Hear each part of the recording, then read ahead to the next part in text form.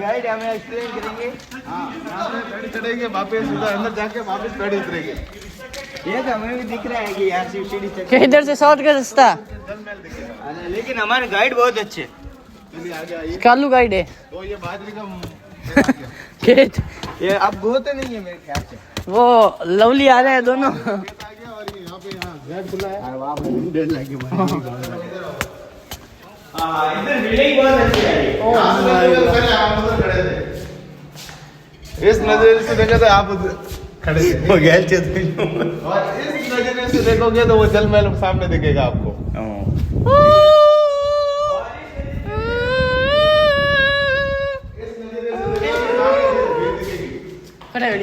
इस नजरिए से देखते हो आप तो आपको क्या दिखाई देता है?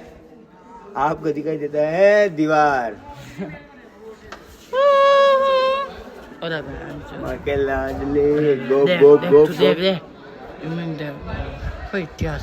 अब सर होने वाला ये कोई उगड़ा ध्यान है नीचे।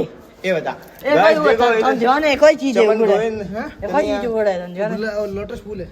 अच्छा कद्दू लट फूल नहीं है एक कमल रो फूल है। कमल का फूल है। लोटस फूल क्या बता?